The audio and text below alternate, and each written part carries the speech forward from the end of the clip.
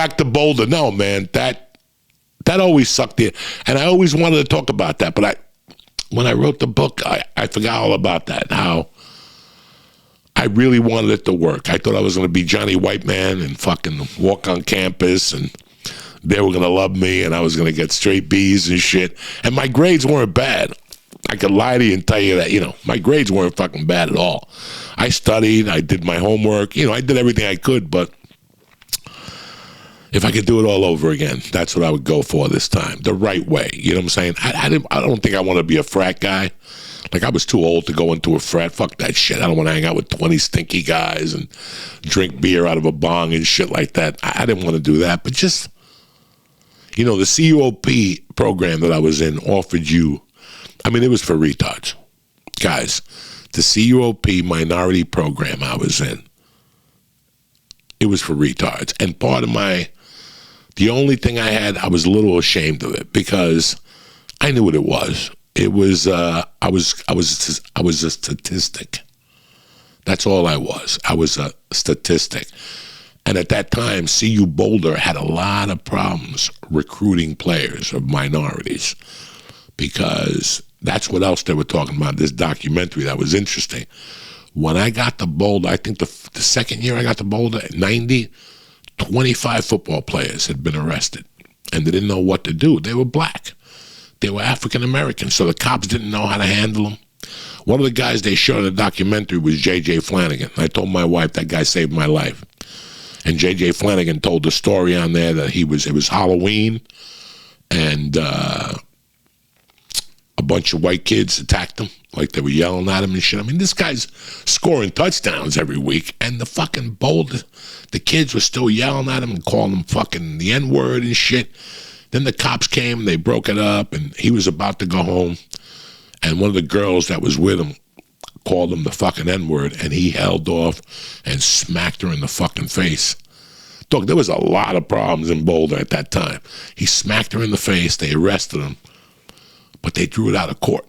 And because of that, they made a law, it was called the J.J. Flanagan law, that if you call somebody a racial slur in the city limits of Boulder, you got one coming to you. Like, you got one coming for free. Like, you could smack that motherfucker, kick him, bite him, hit him with a bottle. They won't press charges. And that rule saved my life in 95. That's the reason I'm here. That's how much fucking, they were getting tortured.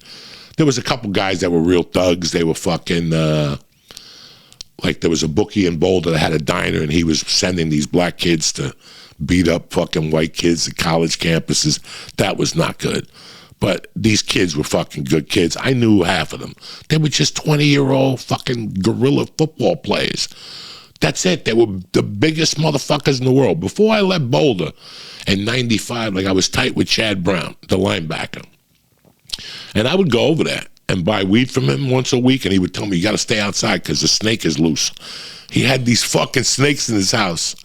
So I would, I stayed in it for as long as I could. I spoke to them. I wasn't like a football brown nose. I didn't give a fuck about any of that shit. I wasn't going to play football. I was an old man. These guys were fucking real football players.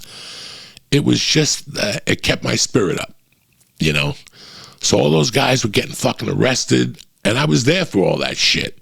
I still remember them getting fucking, they had to bring in a black psychiatrist to get them, like they didn't have any other people at the school. There was tons of rumors going around, but they were all fucking lies. They were saying that the quarterback was selling crack. I knew that fucking guy. I knew him well. He would come into the car wash. He was always very nice. Did he smoke pot? Maybe. He was from fucking L.A., He was from downtown L.A., whatever the fuck he was, Compton or whatever.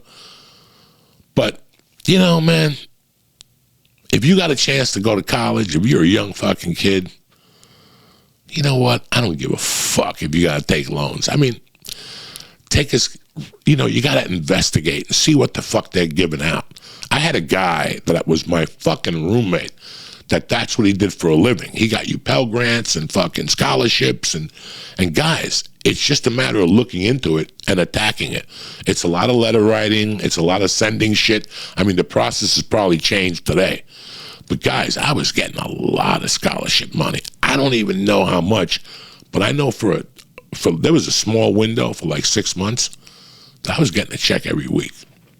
500, 250, 750, and nobody knew about this shit. Like, it wasn't that, they were like school money. Like, you would just sign up. I got money from every Chavez there is. Every Mexican gave me money. Every Cuban artist gave me money. It was fucking crazy, you know, and it was a program to keep you happy.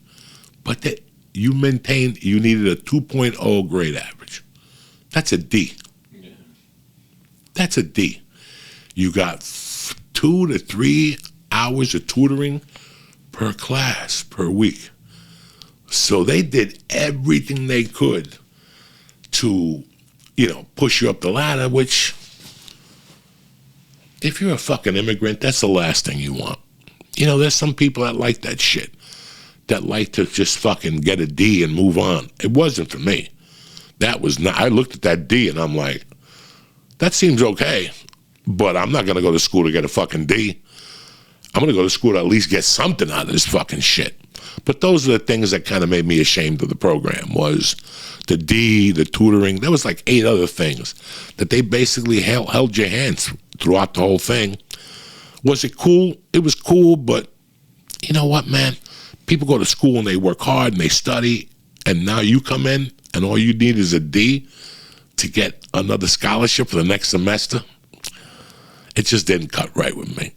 But it was one of those things, man, that I'll never, ever forget. Like, I was so proud for a while when I got out of prison. I thought I was really going to go down the scholastic route. I thought I was going to be walking around Boulder with a pipe, you know, with Birkenstocks on, talking about engineering and shit. But it didn't work out for me, man. And I wish it would have. I always wanted to do something with law, you know, and that, listen, I go back to school now at 60 and get like a paralegal and learn how to do some fucking things, but fuck that.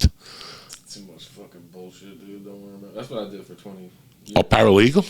I didn't know that. I was in the law office doing real estate foreclosures. No shit. Yeah. Taking people's houses. You don't want to do it no more? Fuck no. It's horrible. You hear all the bad stories, you know. All the shit that people call on you. You got to deal with the people that can't pay their mortgage. You're basically like the go-between for the mortgage company because they don't want to deal with the people directly. But I would like to do like a... Or something good, like a doctor's office or something. That'd be cool. No, I want to work with criminals. Oh, yeah. I want to work with fucking criminals. What is that, a public defender? You can work for like a... No, I would work for a public defender's office or work for an attorney's office, but I would love for it to be in like a... In law. Yeah. In law. I would love for it to be in like a criminal... drugs, you know, shit like that I know about.